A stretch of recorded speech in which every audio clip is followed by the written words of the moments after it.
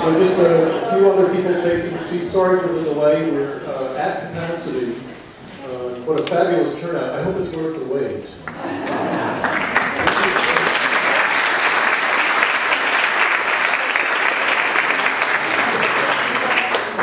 If you have a cell phone and it's on, would you please turn it off?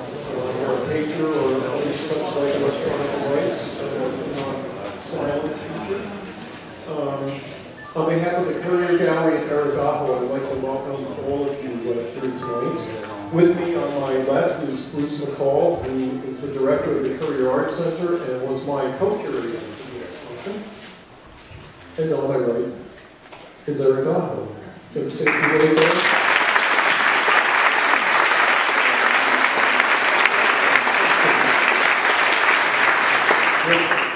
This is astonishing. I see so many familiar faces and so many new faces and so many faces. I'm actually quite nervous sitting up here. Well, all of you looking down in the audience, but we're looking forward to a great discussion. We've had a couple already, and certainly many months of preparation that is culminating here. And, there's so many people to thank. I really just want to thank the Courier for this opportunity to share my work even further. Well, continuing in that vein, I'd like to thank the entire staff at the Courier for making this exhibition project possible. I'd especially like to thank our exhibition sponsors, and they include TransCanada Corporation, Hilda Fleischer, the Jack and Dorothy Byrne Foundation, and the Finlandia Foundation National. The exhibition and catalog would not have been possible without the generous support of Eric's Gallery, D.C. Moore Gallery in New York, and Bridget Moore and Heidi Lang and your staff. We thank you very much for your help throughout the project.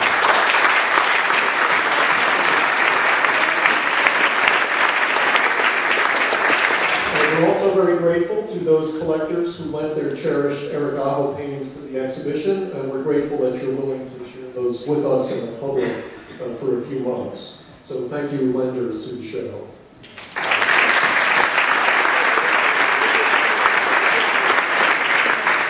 And finally, the exhibition is accompanied by a full-color catalog available in the museum shop, and we're very grateful to those donors who helped support the catalog project. Thank you very much to them as well. Thank you.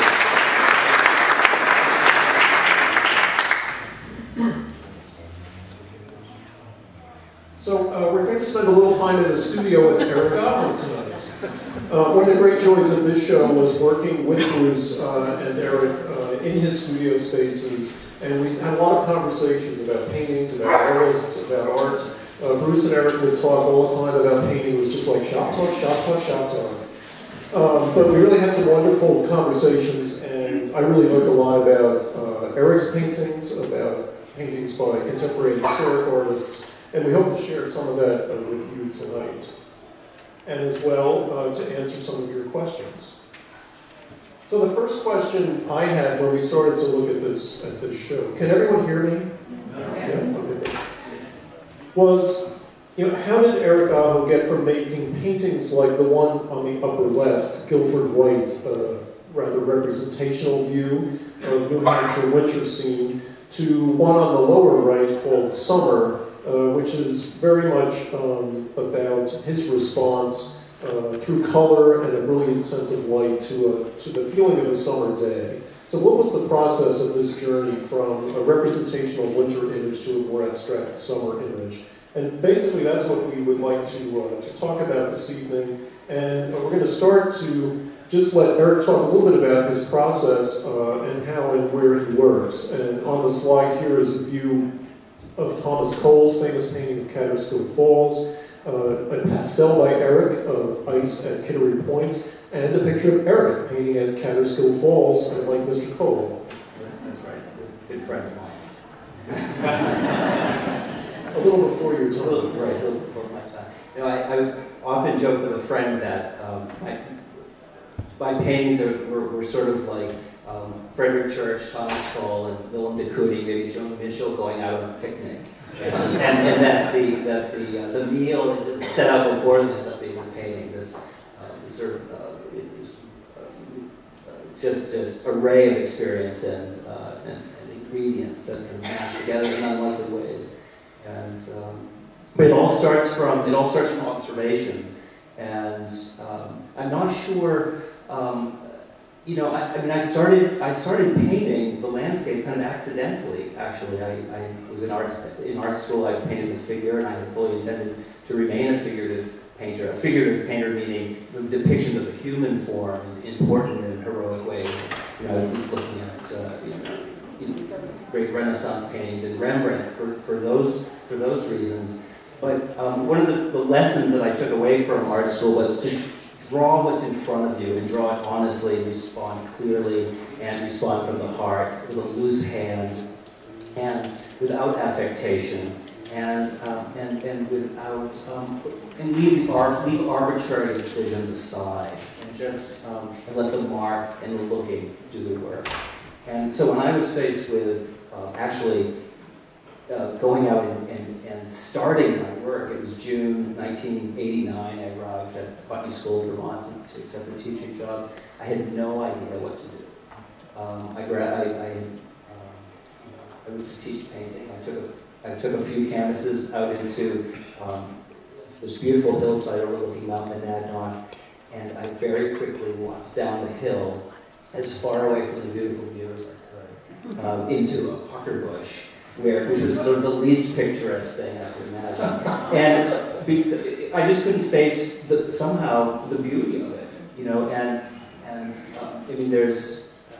mean, that's probably one of the greatest challenges I've faced over all these years is how to wrestle with such a beautiful thing, and being the view, the vista, the landscape in front of us, and then and painted in a way that feels real and not saccharine and overly sort of desirous of that view. Well, I don't think you were stumped for long, because we began seeing paintings like this fairly soon. And these are a couple of pictures that are in the exhibition and were painted on site in two very different locations. I wonder if you want to talk about that a little bit and what sort of led you to those places. Right. Well, there's several years in between those. You know, sort of punctuating a number of my sort of Scandinavian trips, and that's a long story that we may have time to get into tonight, although I'm not sure. I was invited to take part in a fellowship on the rural northwest coast of Ireland, and it was absolutely astonishing to see how the weather and the land interacted, how they were sort of forced together in a way. And I learned there over 10 summers of sort of sitting on a hillside, and just like I do in New England, I picked the same hillside. And that, by the way, it's the upper left. It's the upper left. It's Irish sky that was painted in Ireland, and the lower right is vacation sky, which was painted in Maine. Right, that's the view of Mount Desert Island in Maine. And just curiously, they are just at opposite sides of the Atlantic from one another, a little more northerly towards Ireland.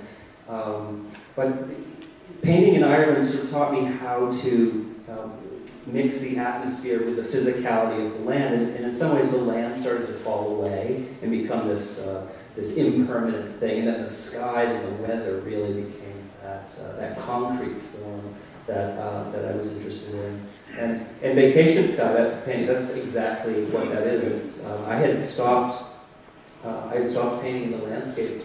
I stopped plein air painting for several years, and resumed briefly on vacation on a little island with a family, looking out at this view. And I painted just for the fun, the sheer pleasure of it, without any particular purpose, which I think is what vacations are all about.